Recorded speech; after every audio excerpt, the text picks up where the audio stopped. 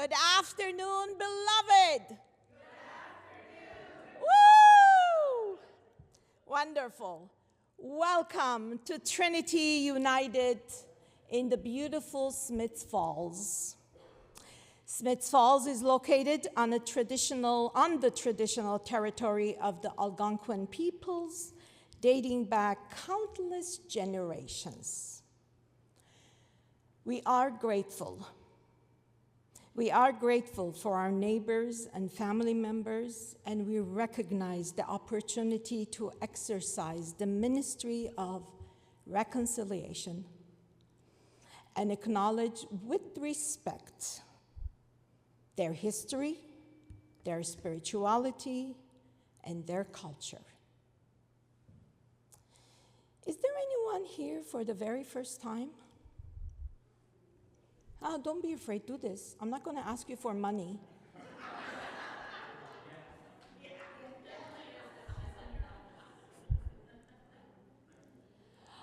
Well, tomorrow afternoon, now you know the address, tomorrow afternoon at 2 p.m., you are invited to come back and join us for our covenanting celebration. We are so excited to be here. Trinity is welcoming, open, inclusive, accessible, and an affirming congregation. Speaking of accessible, for those who do not know the details of this building, you will find an accessible washroom right there in the back. And it is important, if you need it, feel free to go and use it. Friends, we are so grateful that Reverend Michael Blair, who serves the General Council of the United Church of ours, is the General Secretary as of November 1st, 2020, All Saints' Day. Today, we are going to hear him share the vision of this church of ours as we celebrate our centennial year. You know, when I answered this call, never thought something like this was waiting for us this weekend. But it just feels like, just like the planets are all sitting together these days, all our ducks are just sitting in a row and things are coming together. Today, we're going to hear Reverend Blair share whatever is in his heart and the vision for the church. Afterwards, we're going to have a Q&A period. About 3:10 or so, we are invited all to go down. The kitchen conveners, the angels of our tea and coffee and cookies, have prepared stuff for us to go and enjoy some refreshments. Please plan to stay. Our accessible elevator goes all the way down to the hall, so don't make the stairs an excuse. UCC is turning 100 on June 10th, 2025, and there are many celebrations coming up in June. But this morning, I really feel like this is our kickstart for our centennial year in this neck of the woods. And this time, I just want to share a short biographical information about Reverend Blair. As I mentioned earlier, Reverend Michael Blair serves the General Council of the United Church of Canada as the General Secretary, a role he began on November 1st, 2020. He is the first person of African descent to serve in this role in the United Church. What an honor for United Church to have this gift. In his time at the General Council office, he has served in a number of capacities, including as Executive Minister for Ethnic Ministry, Executive Minister Church in Mission, and before joining the General Council staff, Michael served as the Executive Director of the Toronto Christian Resource Center in Regent Park, Toronto. Michael previously served as a congregational minister of a number of Baptist churches in Toronto and St. Catharines in Ontario, a staff member with InterVarsity Christian Fellowship at the University of Toronto, and as a community chaplain with the Ontario Multi-Faith Council's reintegration program. Michael serves as chair for the Mission from the Margins Working Group of the Commission on World Mission and Evangelism. In 2021, Michael delivered the Gandier Lecture at Emmanuel College on the theme of becoming the beloved community. He also recently contributed the afterword to For the Sake of the Common Good, a collection of essays in honor of Lois Wilson, one of his mentors, an amazing woman of grace and courage who said it like it is, and it was truly a privilege to meet her and be in her presence. Michael, born in Jamaica, is a graduate of Ontario Bible College, Tyndale, University of Waterloo, and Wycliffe College, Toronto School of Theology, University of Toronto. He is the father of 2 adult sons. Michael enjoys photography in his spare time. What an honor it is to have Michael in our midst. Thank you for graciously accepting this invitation, Michael, and literally this was his answer to my email of December 17. He said, "Thank you for the invitation. If it works with my schedule, I would love and open to be there." When we planned the date of our covenanting service for tomorrow, 2 people, part of the search committee, weren't going to be here anytime before or anytime after. So that's why March 2nd was our point.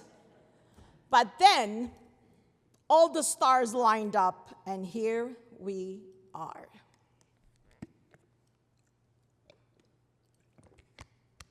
It is water. That's what I say. Thank God it's colorless. Beloved, it is so exciting to be together. And I don't know about you, but I feel like we need a short prayer to open our hearts and ears to hear the Spirit of wisdom speaking to us through Reverend Michael Blair. You know the words of this little refrain, so sing with me. Where 2 or 3 are gathered in my name, I am there, I am there. Holy One, your presence is beyond comprehension. Your love is beyond what the world offers. We are gathered here in the name of Jesus, seeking your peace and wisdom at this time of celebration of the United Church of Canada that you have called us to serve you through. And we also are aware of the chaos of life. However, we also know you never leave us nor forsake us. Just like in the beginning when the earth was formless and empty, darkness was over the surface of the deep, but the Spirit of God, your Spirit, was hovering over the waters, and you were present. You never leave us, even in darkness. Today, anoint your servant's son once again to share your good news with all who are seeking such word of life. We pray, because of Jesus, our teacher, friend, an example to follow. Amen. Michael, welcome.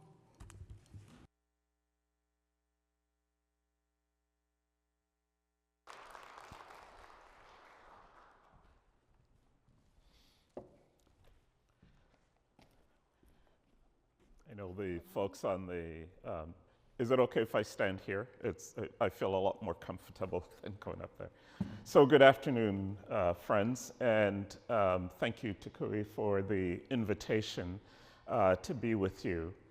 One of the things that is important for me in the role as General Secretary is the opportunity to get to know the church.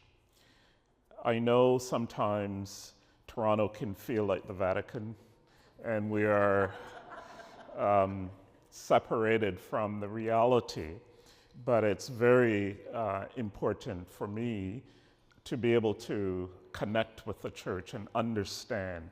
And I find that when I'm out and about, so my supervisory committee tells me I shouldn't be out and about as much as I am. So my compromise these days is I'll do 2 Sundays out, because there are times when every Sunday, and you can imagine, those of you who are preachers in the crowd, knowing you have a full day, full week, which is not 9 to 5, and then on the weekends, you're out preaching, and my spouse, we have to negotiate a lot.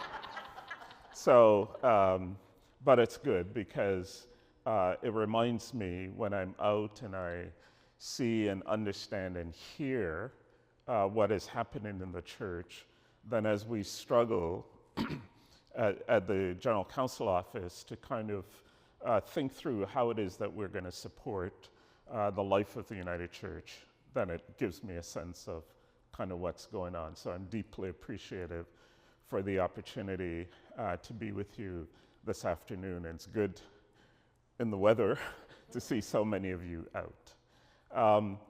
I want to just add one other little thing about me so you'll understand some of what I have to say this afternoon a little bit. So I consider myself a denominational mongrel. So I grew up in the Anglican Church, was formed, I think my spirituality was formed in the Pentecostal church, came to Canada and was part of the exclusive Fellowship Baptist Church, partly because I didn't know any different. And sorry, Rob's laughing at me. But one of the interesting thing about that was that the community that I landed in loved me and cared for me. And so I wasn't initially worried about their theology, but felt at home in that community until when I was ready to wanted to serve in ministry, was told that there was no place for me because of the color of my skin. And it had never ever dawned on me that the color of my skin could be a challenge to engagement in ministry. So I left that, went to the other Baptist church, the more liberal of the Baptist church. Rob also served in that tradition as well. Had a wonderful time serving congregations in Toronto and St. Catharines, back in Toronto.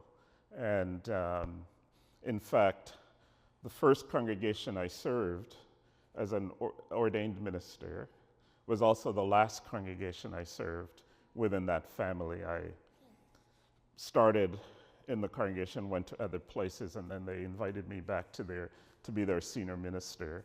And some of those last 5 years were probably most significant experience of ministry. And then ended up in the United Church. And in many ways, my landing in the United Church, so just a little bit of my story. I came out as a gay man. And I remember as I was going through therapy, my therapist kept saying, you know, if you want to continue to do ministry, you should check out the United Church. And I didn't want to come to the United Church simply on the basis of my sexual identity. And so I was somewhat resistive until I had the opportunity to work up close with the United Church and discovered that it was a place that I could be, not just because of my sexual identity, but my kind of theology and my sense of what it meant to be Christian in the world. And so through my engagement at Toronto Christian Resource Center, which was a ministry of the then Toronto South Presbytery, came into the United Church. And I'll tell you a secret, I've never served a congregation in the United Church of Canada. So I always find it strange being in this role, especially now as General Secretary, in a church that I've never served at a congregational level. But it is definitely a church that I've grown to love, and I'm part of this church by choice. That in many ways I have chosen to be a part of this church, and I have grown to love it incredibly, and I am convinced that this church of ours, that God is not finished with us yet. So that's a little bit of who comes to you in this conversation to talk about. So I want to talk just a little bit about where we are, what I see and what some of the work we're doing from the national setting in terms of our future as a denomination, and then I'd love to hear from you. So in order to do that, I want to take you back to the conversation that started in 1908. As you know, 1925, when the United Church came into being, it just didn't happen in 1925. That there was a lot of conversation and a lot of wrestling and a lot of theological reflection that happened. So, for example, the basis of union was drafted, I think, almost 12 years before the United Church came into being. A couple of things drove the union between the Presbyterians, the Methodists, and the Congregationalists. One of the things that drove them was the reality that Canada was expanding. Canada was just in the early stage of its life and was expanding. And none of the bodies had the resources, people, or finances to meet the needs. So one of the things that's interesting is that part of our becoming a united church was driven in part by finances and mission. So the recognition that if we were going to meet this expanding reality in the Canadian landscape, none of the denominations could do it themselves. And so they came together to do mission and to resolve the financial challenges that were before them. But there was another piece about our union, and it's a shadow side of our union, and thankfully it no longer exists in many ways. But the shadow side of our union was to protect Canada from being a Catholic nation. And so what we needed was a bulwark of Protestantism to protect Canada from the immigrants who were coming in, who were Catholics. And that's part of our history. There's a protectionism to our history that we also need to be aware of as a church. So on one side, we were challenged by finances and ministry, and on the other side, we were really fearful that these immigrants who were coming into the country was going to influence the country, and Canada would become like some of the European countries, which was staunch Catholic. Oops. That's part of our history. And in many ways, it is a challenge to our future. So I want you to hold that a minute, and I'm going to walk you through a couple of things. So the United Church of Canada is still considered the largest Protestant denomination in the country. That's our claim to fame, and we still hold that. When you look at the numbers, and I'm going to play with some numbers, when you look at the numbers, one of the things you recognize is the state of, I won't say Christianity, but it's the state of church attendance and church and religion in the Canadian landscape. So for example, if I were to ask you, what is the largest religious part of the population in Canada today, what would you say? Roman Catholic. Muslim. People of no religion. So the largest religious part of our population, and it's growing exponentially, are people of no religion. Then the Catholics, and then ourselves. So we are the largest Protestant denomination, and if you look at the census from 2021, between 2011 and 2021, the United Church of Canada lost 1.2 million adherents or members. We're not quite sure how the census calculates, so we think the census number includes people who were baptized and would say, I belong to the United Church, but don't darken the door of the church, right?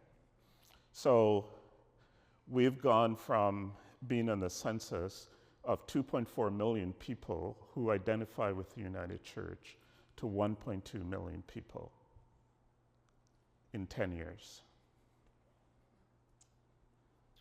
right? Now, I'm not telling you anything new because you experience it in your local setting, right? You see that shift.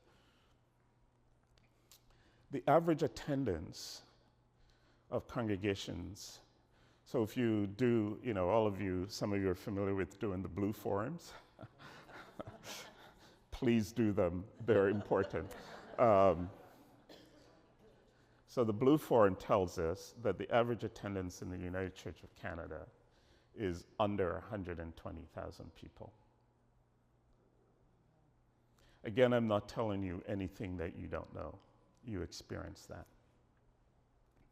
So, and the total membership, according to the blue forms,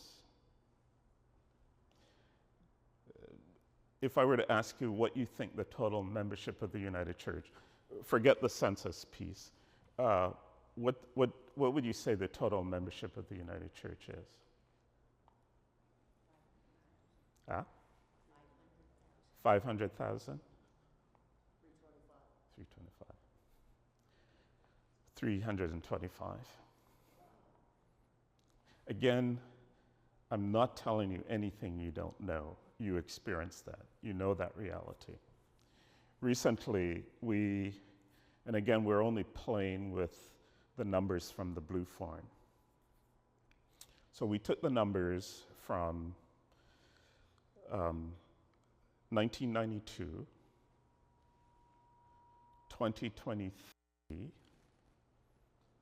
and we projected them out to 2035.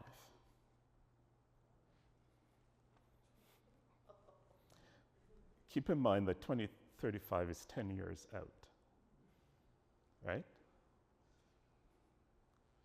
Just doing the purely math, by 2035, what do you think the total membership of the United Church will be?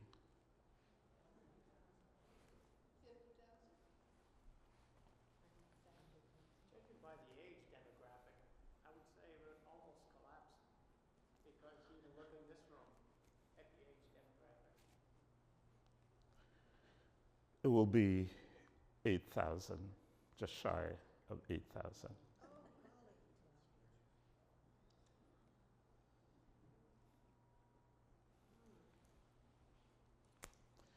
So, and again, friends, I'm not telling you anything you don't know.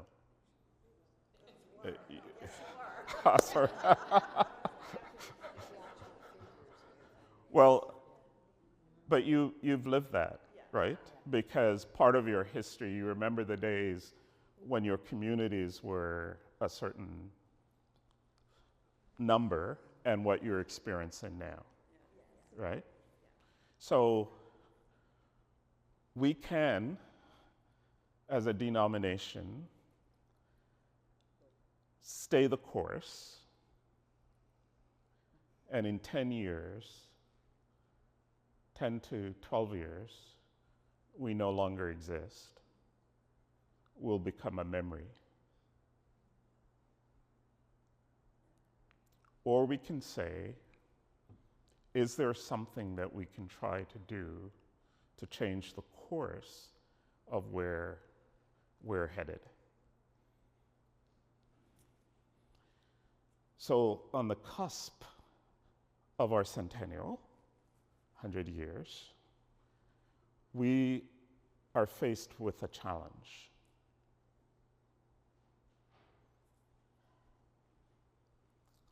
In 2006, the 39th General Council, anybody here who was a commissioner to that General Council in Thunder Bay?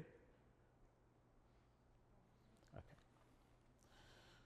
So at the end of the General Council in 2006 in Thunder Bay, the council sent a letter.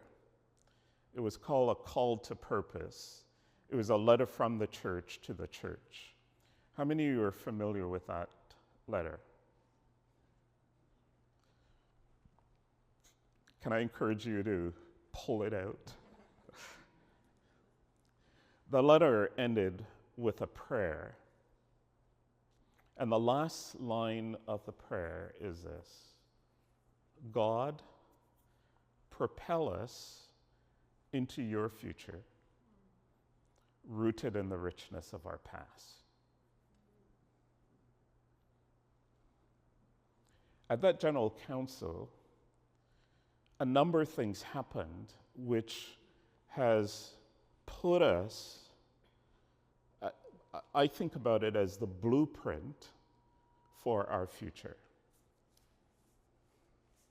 So one of those things was emergent spirit.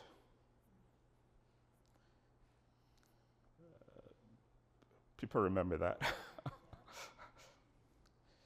Emergent spirit, and it was a significant investment, right? I think over $10 million the church invested.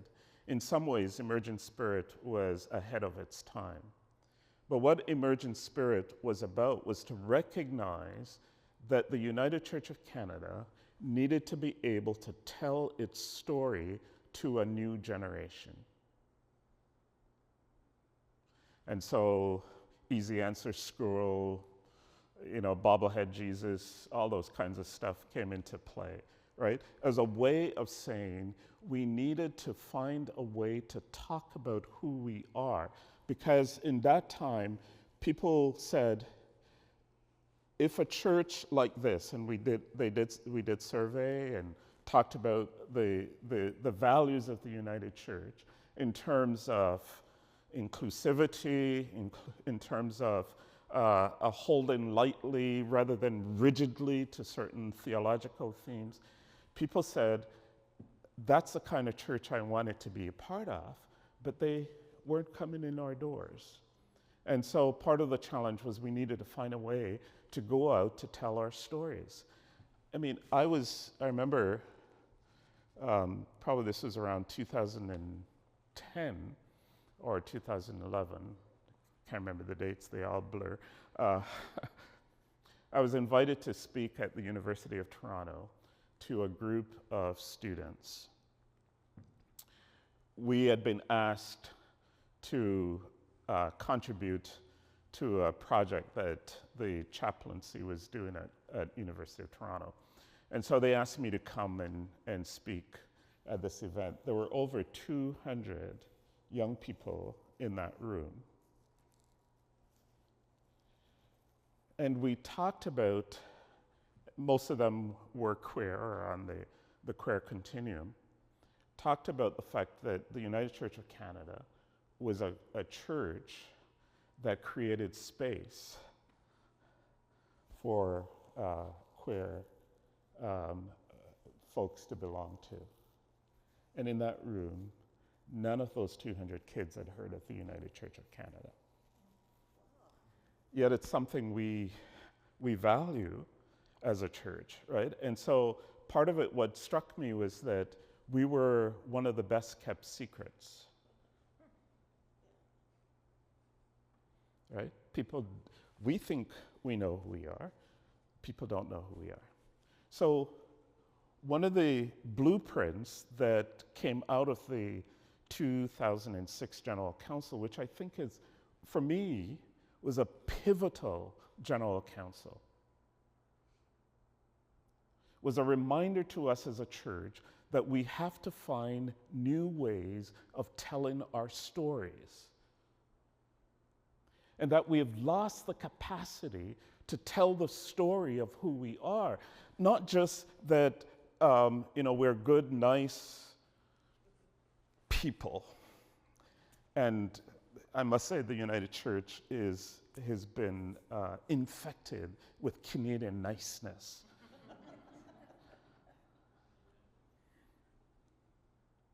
But that we can tell the story of a God who transforms and a God who enables us to open our arms wide and be a place where people can feel welcome and cared for out of who they are. Wherever you are in life journey, there's a place for you in this church. And it's because we are engaging with a God who has demonstrated that for us. We have lost the capacity to tell the story of our faith and to invite people into a place of rediscovering that. And so in 2006, we laid the foundation. Between 2015 and 2018, coming out of the General Council in Newfoundland, we established Embracing the Spirit, which was on that. And since 2022, we have developed the focus around growth. So we have 6 growth animators across the country, work in regional councils to help congregations, both existing congregations, but also to imagine new congregations, tell our stories in new ways. The second piece that was laid in 2006 was that in 2006, the church committed itself to become an intercultural church. Now, unfortunately, what we heard when the church committed itself to be an intercultural church. So, a couple of things. Let me talk about the mistakes and then I'll talk about the positive thing. So, the Ethnic Ministries Unit brought to the General Council the need to engage in a new way of relating to the ethnic communities in the church. And so General Council says, yes, we're committed to being an intercultural church. Now you ethnic folks, teach us what it means. And so for the longest time, people heard interculturalism to do with ethnicity only. But the invitation to become an intercultural church was an invitation to explore the challenges of differences. Not just racial and linguistic, but the breadth of differences that exist in the church. And so over the years, the work around interculturalism has been about enabling us to be able to appreciate differences. And that's a huge struggle for us. We talk about ourselves as a church as being a big tent church. But really, we are this slim middle. We don't like people who are on either side of us.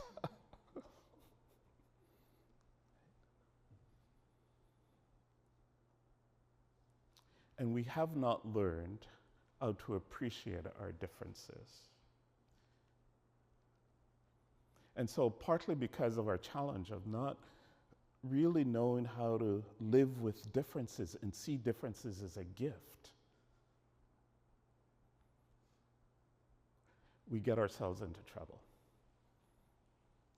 Because, and I'll illustrate that and tell you how we're wanting to move beyond that. Now, if somebody tells me one more time that we have a problem of trust in the life of this denomination, I'm going to scream. Because people say, oh, we don't trust, we don't trust, we don't trust. Here's the good news. Since 1925, trust has not ever been a part of the life of this church. So let's forget that, right? Why? We are a denomination based on compromise. And we set up a system where nobody can move without another part of the church saying yes.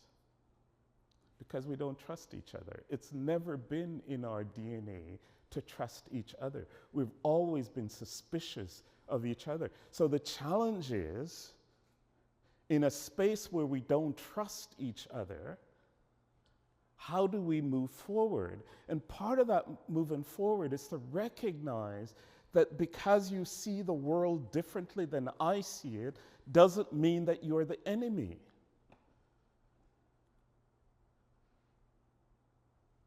Right?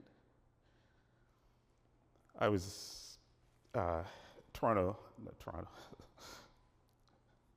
Shining Waters Regional Council, for instance, had their meeting last year.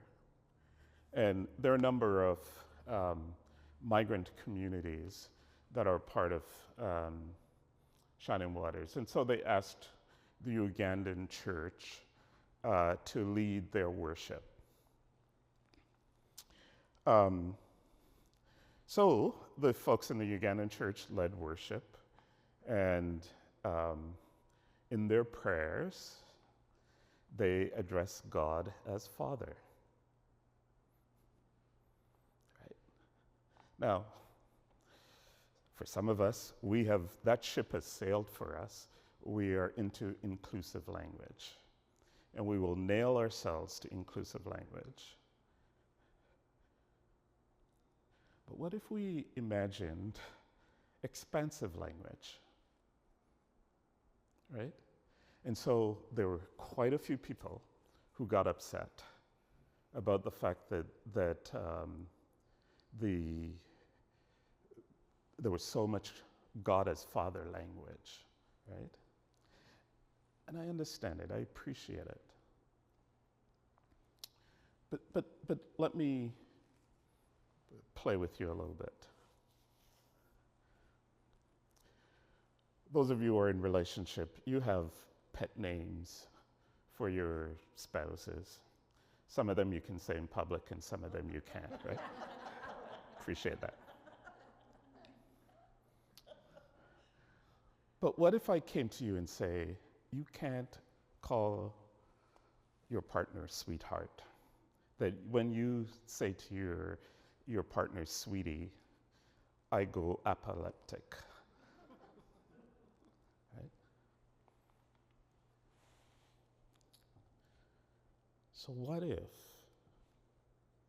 my experience of God is one, and I know all the arguments, that part of my intimacy allows me to use the term Father? How can I sit next to you and appreciate the fact that out of your journey, that's a language that you find comfortable? It bristles with me, but I don't want to rob you of what's important. So if I insist that you have to talk about Creator or God as Mother, as valuable as that is, that may not jive with my experience and may actually be a deterrent to me.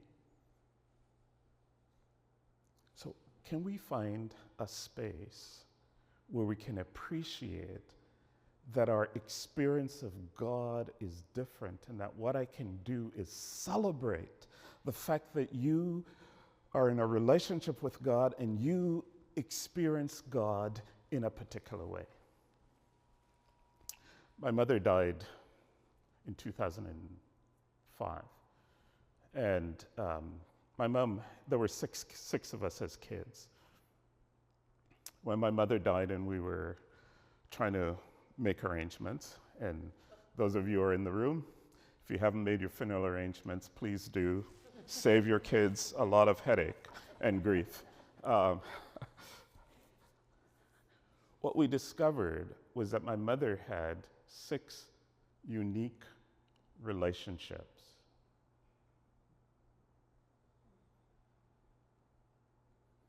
She was our mom, but each of us had a different relationship with her. And it was a challenge. I tell you, it was a challenge to navigate the 6 relationships to figure out how we were going to celebrate my mother's life.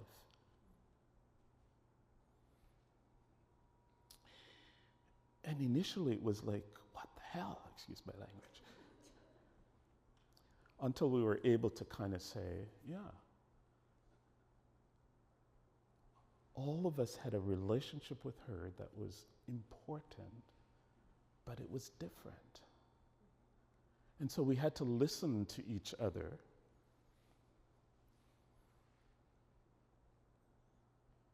to be able to find a way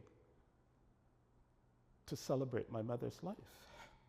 An example, my mother is one of these old Jamaican Caribbean women who never went to church without a hat.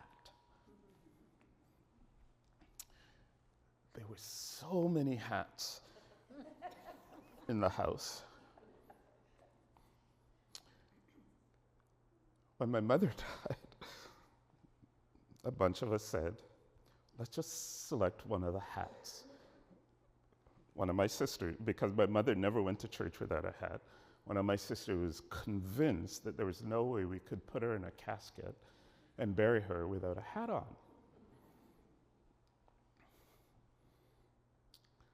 So that sister decided that Mom would have gone out and bought a new hat. So, like, what are we going to do with all these hats? At least we could get rid of one. No. Addition. Right? We had to learn how to be together across our differences and see our differences as gift, not as obstacles. And as we lean into our centennial and beyond, I think that's an important thing. We have to reclaim again this notion of being an intercultural church, which allows us to actually claim the big tent and to see our differences in the big tent as something, as a gift, and learn how to be together across our differences.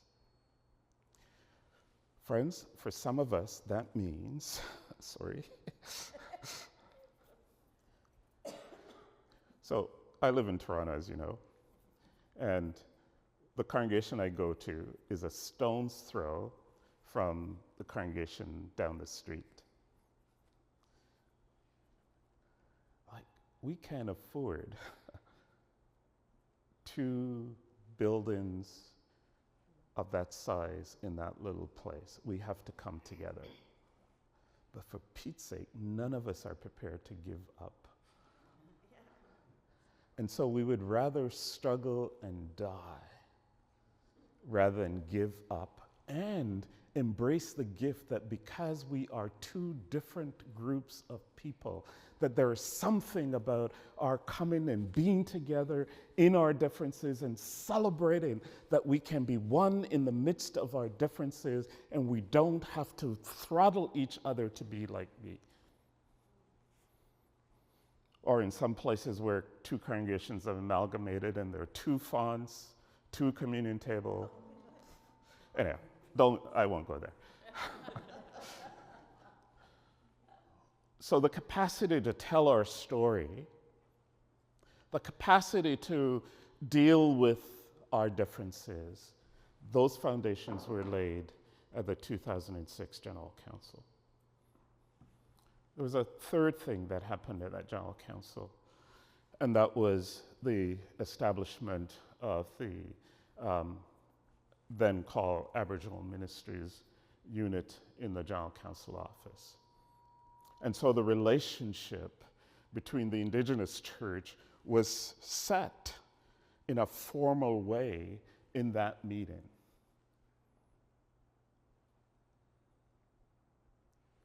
And so that is an important part of our future.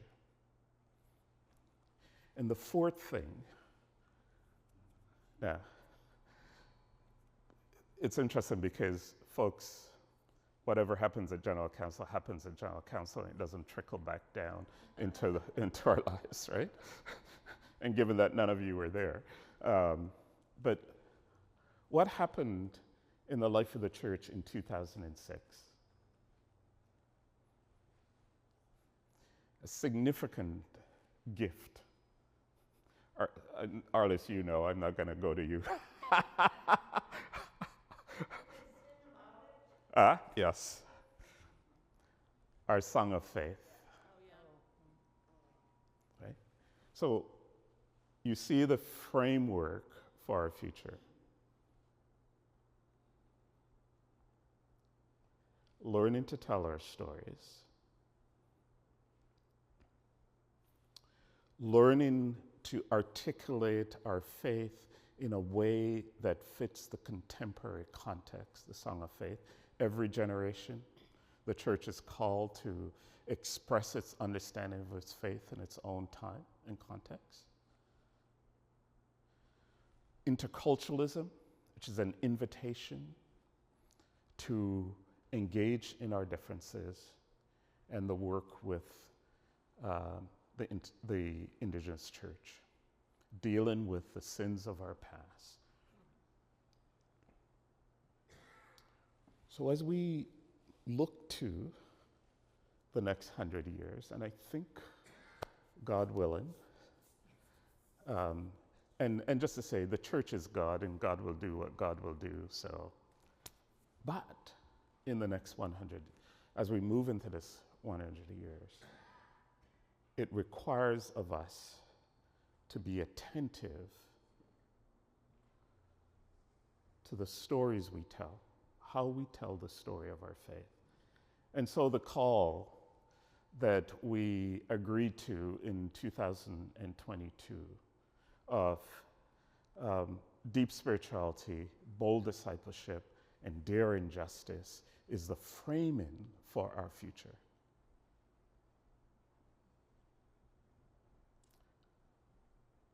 To find ways to tell our story, to tell the story of the God we encounter and we believe in. To be broad and welcoming.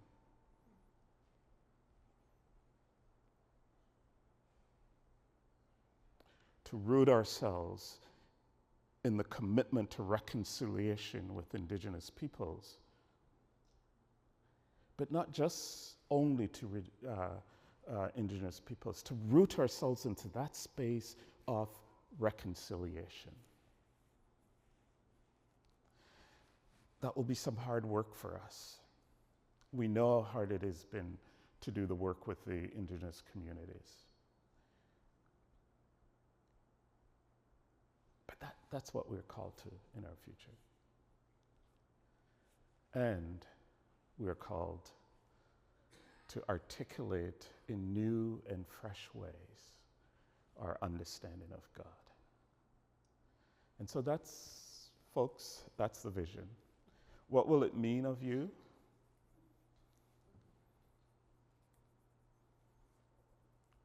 What will it mean for you? Part of it, it's three things, and I'll end with that. I think I've gone over the time particularly I'd suggested. Friends, let me just be down and dirty practical. If we value the gifts that the United Church has brought to the Canadian reality and to the world, I have the unique privilege of traveling globally, both out of my work for the United Church, but also my work with the World Council of Churches and the World Community of Reformed Churches. And when I go and I tell people I'm at the United Church, and they start to tell me stories of United Church people and how the United Church has made a difference in their context, sometimes I think, I want to know that church, because that's not the church I experience. But, if we value what it is that we have brought, then we've got to shift our mindset from totally thinking locally to thinking denominationally, to ask ourselves the question, what would happen to Canada if the United Church no longer existed? And how might we ensure that the values and the communities of United Church people exist? So that may mean some of us have to let go of our individual congregation for the good of the whole. What it may mean for you is this: you have to start asking the question, who is missing?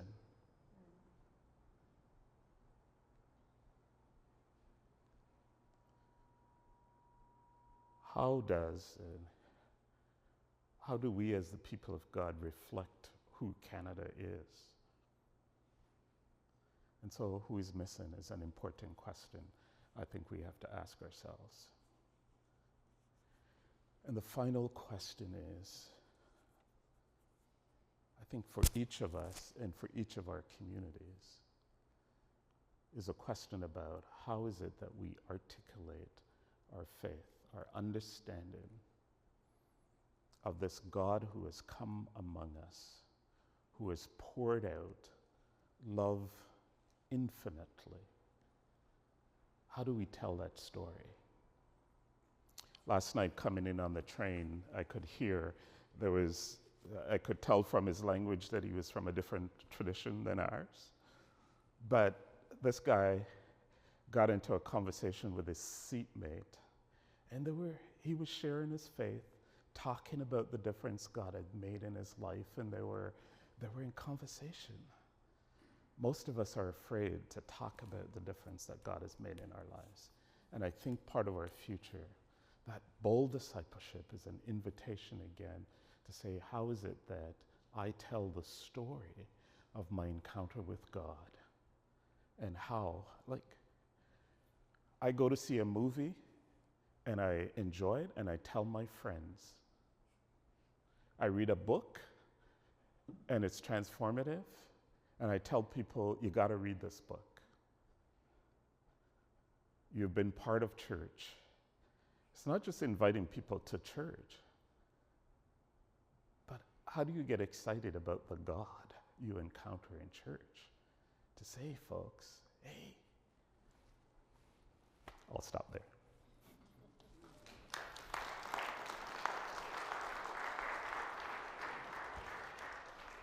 Thank you, Michael. Thank you. Does anyone have a question for Michael? I know we can listen to him till tomorrow afternoon, but I think... There you go, Lynn. Tell us your name and where you're from. My name's Lynn Gardner, and I serve Bethel United Church in Rideau Ferry, the best church in the entire world. Along with every other church that's represented here. I'd like to pick up on your statements around being an intercultural church, because one of the things that I have noticed, particularly since I've been in ministry, is that there is a significant divide between rural and urban ministries. And as clergy in a small rural pastoral charge, many of the initiatives that we see coming out from Toronto are not ones that speak to our reality at all. And much of the time, there's this sense that rural ministry is the poor relation in the United Church. And the church that I serve, and I know many of the churches in this area are just like this, is thriving and exciting, and is a place where people gather to worship God and to share the good news. And I would like to know that there will be much more honor paid to small and rural ministries. One of the things that it has become really clear to me is even the expectation that communication will be done virtually is a problem for rural ministries, and they have completely neglected any paper copies, any connection in more traditional ways, and so there are many churches, like within this very catchment area, that have no connection at all to the region or to General Council because they're not connected virtually. Even the new, even the new handbook is, the new manual is on online only. Yeah, there's a few print copies if you ask.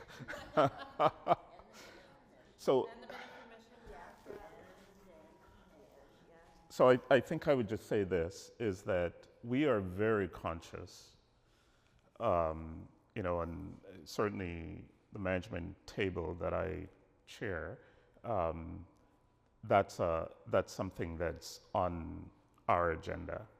And partly, I think, as I said at the beginning, saying yes to visiting is one way of, and I prioritize, personally, I prioritize going to small rural rather than the urban. I mean, it's easy for me to go to a Toronto congregation because I want to understand some of the dynamics. So we do understand that, and we're thinking about the kind of strategy that needs to be in place to support that. we have two realities that we're confronted with, which, again, as I say, is not dissimilar to you, is resources, funding. That's a huge challenge at the national setting, right? Because, again, the national's resources is based on the local, right?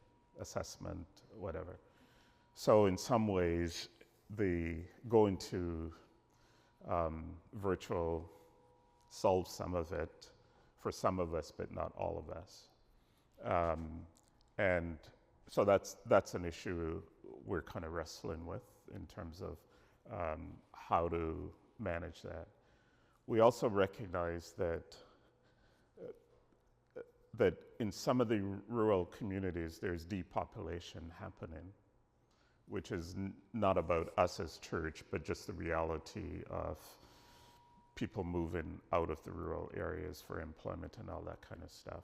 And so, again, we've been having some conversation in terms of then how do we support in that, because given that kind of reality. It's on our agenda. I'm not sure we have all the answers. You know, I think it was General Council in 2015, we were asked to push the government in terms of making sure rural communities have good access to internet and that kind of stuff. We're doing that. And then I think the other thing is that we're trying to gather stories. I think we're trying to tell a denominational stories, and so some of those places, the places where there's life and energy and all that kind of stuff is critical.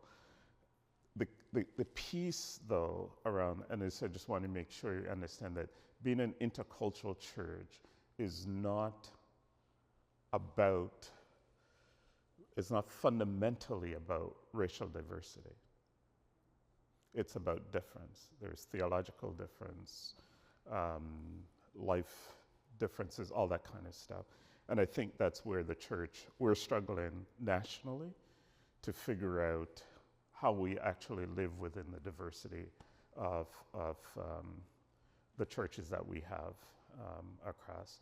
I mean, there are places like in Saskatchewan, which is Saskatchewan has been the place. Most of the United Churches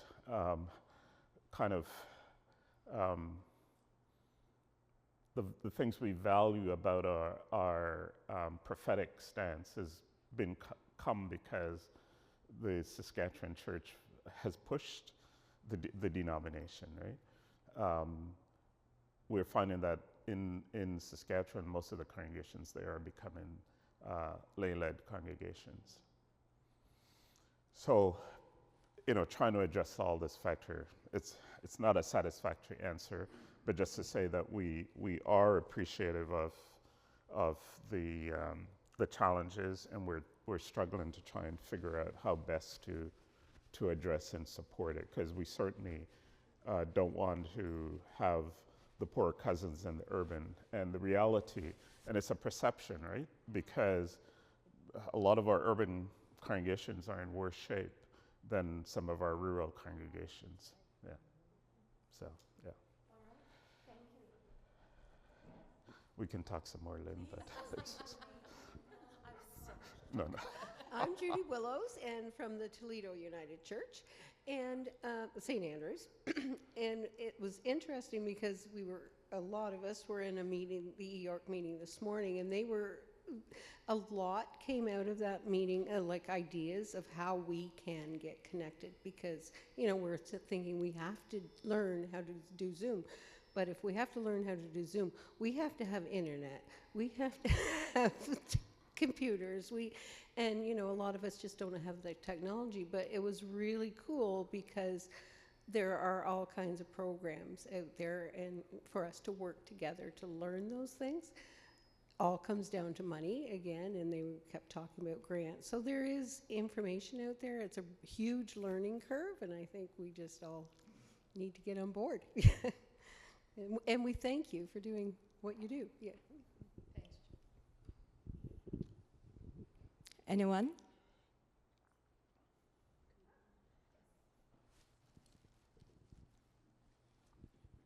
Who is it? Hi, my name is Jim Barton, and I really became involved in the United Churches just in the past few years, mostly around the Portland, Elgin area.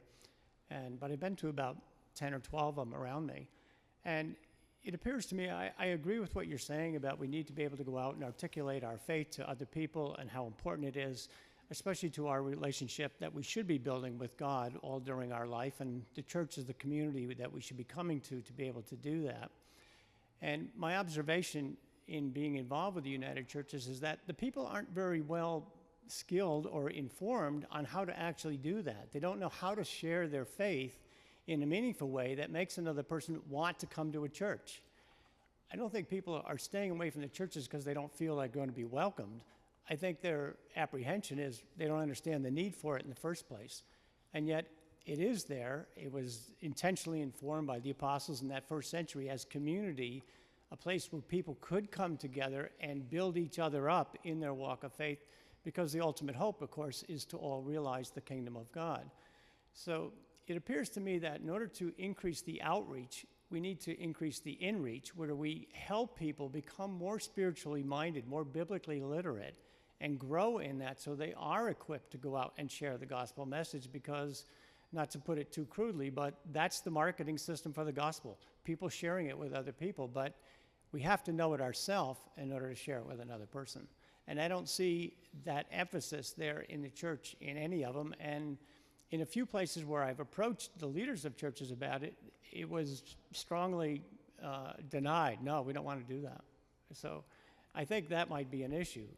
And my suspicion is if people don't feel that they can get spiritual nourishment from the church, they don't see the attraction to it. And that might be why they're leaving.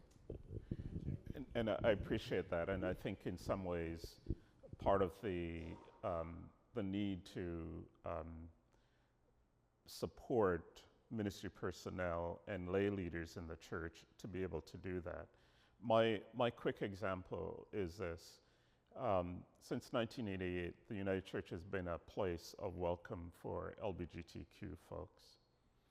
In Toronto, where I live, and I can only talk about Toronto because that's where I live, on any given Sunday, there are more LGBTQ folks at Metropolitan Community Church, which is the quote-unquote gay church, or in, and just because of people from my community, in the Pentecostal churches than there are in all our congregations combined in Toronto. And part of the reasoning for that is I think it's worship style, and there is this kind of sense of engagement with mystery. I have gay friends who I cannot get to come to the United Church because they don't find the worship speaks to their inner person. And so that's also part of the issue, right? So when in the call, when we talk about deep, bold discipleship, it's an invitation again for us. And in some ways, we're trying to provide some resources for folks to have that conversation.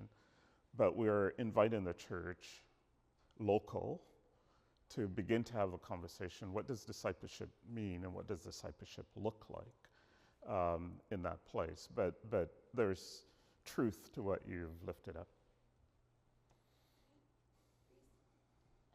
Roberts, Centennial, which is Charlotte Lake and Parham, and supervisor at Christ United Church Lynn in Bathurst, which is Calvin and Althorpe.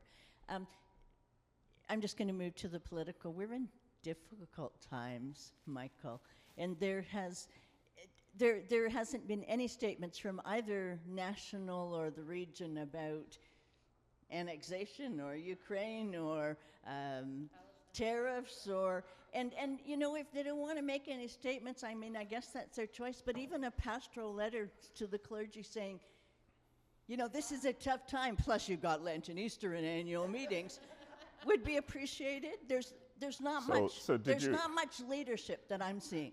Did you not receive the moderator's pastoral letter after the election? Nope.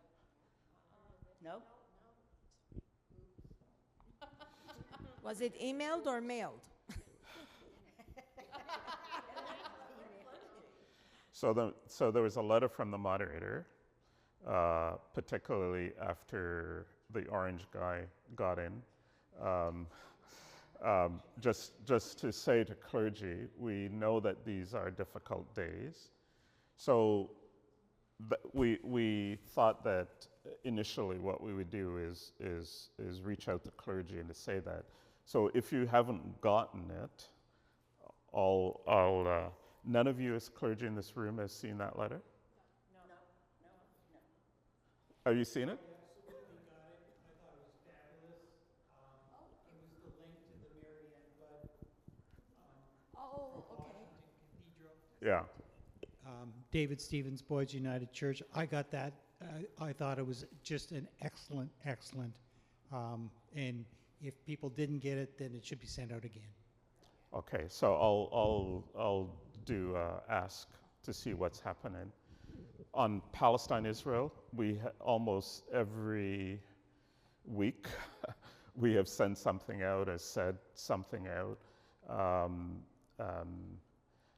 We're getting clobbered, as you can probably appreciate, because of that, the position that we've taken. I wrote a letter to the Prime Minister asking the Prime Minister to break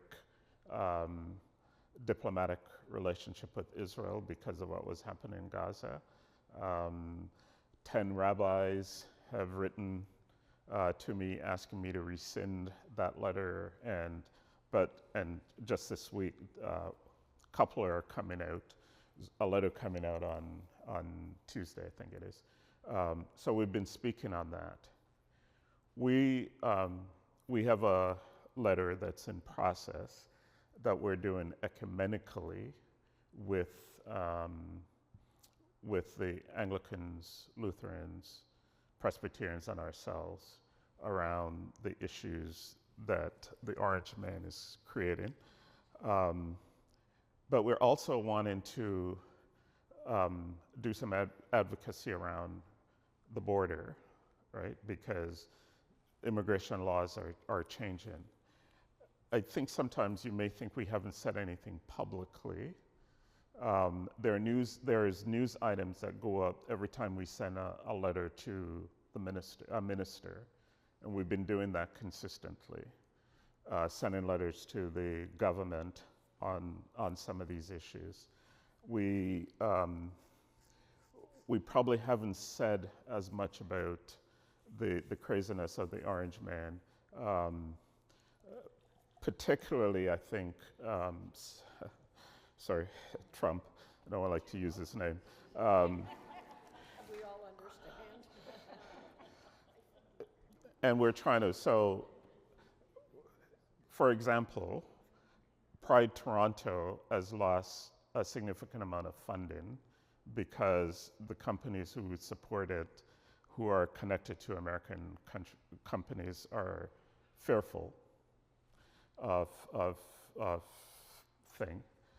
At the same time, we've gotten quite a number of letters from our partners overseas who, because USAID is no longer, and especially folks who are working on HIV and LGBTQ, and so he's created a crisis, and we're trying to think. The final thing I would say, I know it is important, and most of us feel somehow that if the moderator or general secretary says something publicly, the church has spoken. What the politicians have told us is that doesn't do anything. So each of us,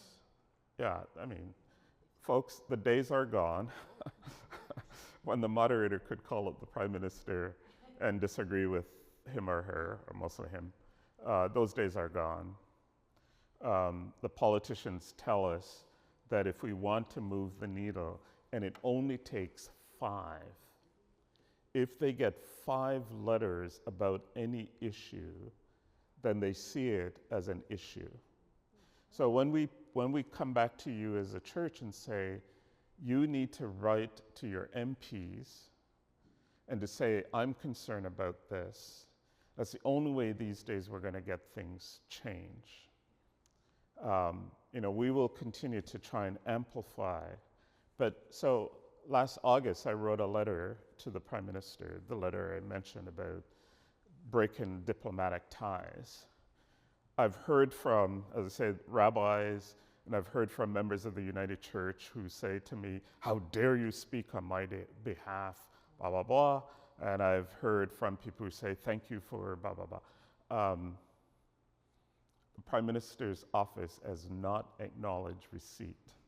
I think the last 6 letters we've sent to his office, normally we get the file 13 response, but the last 6 letters, we haven't even heard thank you for your correspondence, nothing. So, but if 5 of you in your community write to your MP, then they value that as it's an issue for their constituents. So it's that dance, right? We're in this transitional time where folks are feeling like if the national church hasn't spoken, the church hasn't spoken. But the church speaking, all it does is comfort us that something's been said. It doesn't change the needle. And so what we are trying to do is help change the needle. The one other thing I would say, since the last year, we've hired a government relations person. And so what we realize is that we had no relationship with the government, so that some of the stuff you want, when you have relationships, you can get in the door. So for instance, when the government, here's one of the ways it worked well for us, was that we wanted to write and criticize the government when they decided to defund UNRWA, the agency working with Palestinians. And so we were all geared up, ready to go. We got an ecumenical group ready to go. Through the relationship with this government relations person we hired, they talked to people in the government, and we were told, don't say anything, because if you say anything, you're going to embarrass the government. And the reality, here's the reality. The reality is that the government had only, for show, said they weren't. In fact, the government already paid up its monies to UNRWA, and the government was in conversation about not going through.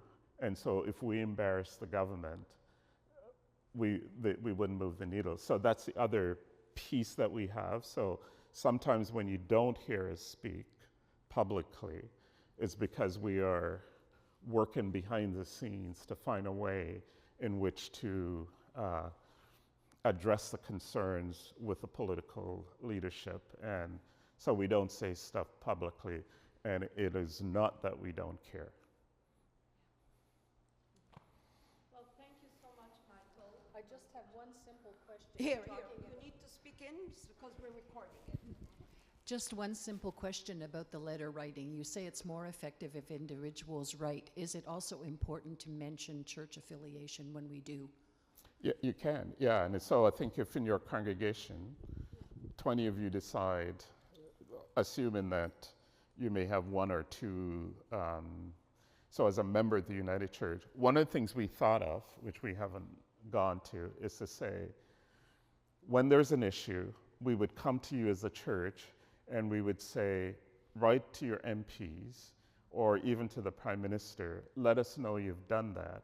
And so the letter from the moderator could say, as you have heard from this many United Church folks, I'm just amplifying it, right? So these are new days, and we've got to figure new ways to kind of get our stuff out. So, sorry.